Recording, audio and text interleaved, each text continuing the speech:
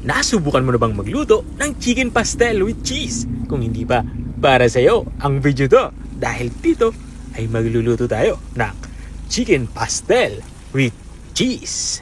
Simulan na natin ating pagluluto. Mayroon niya tayo dito mahigit 1 kilong karneng manok.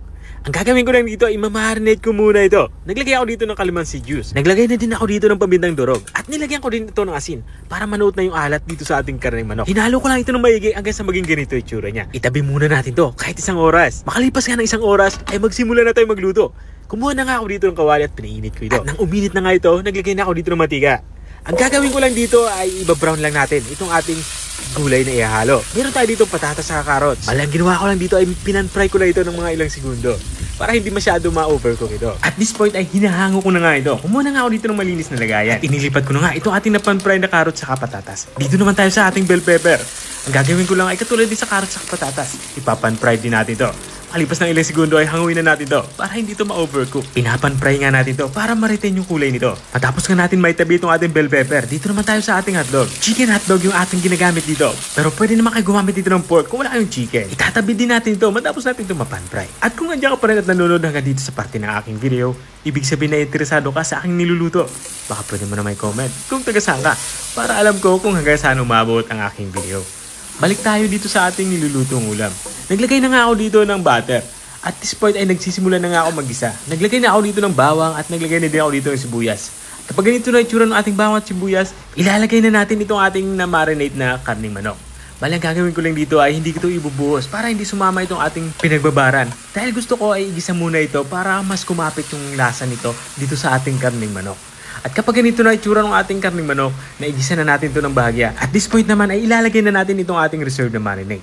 Maglalagay na din tayo dito ng tubig. At para mas maging malasa yung ating nilulutong ulam, maglalagay tayo dito ng 1 pirasong chicken cube.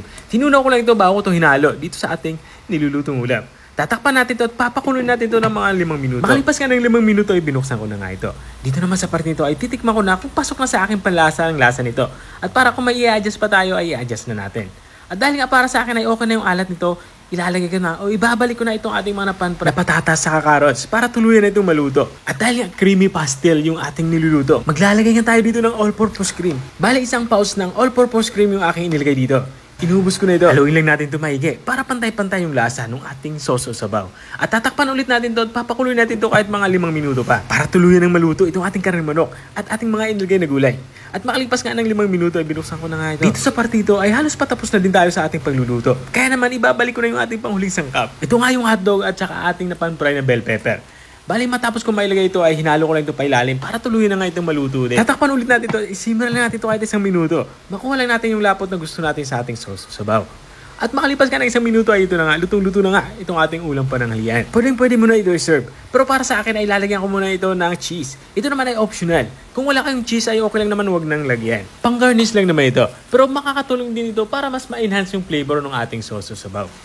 Ito na nga yung ating chicken pastel with cheese. Kung nakarating ka hanggang dito sa dulo ng aking video, maraming salamat sa panunood. At kung nagustuhan mo naman yung bago nating recipe ibinahagi, baka pwede mo naman ito i-share. O siya, hanggang dito na lang ako.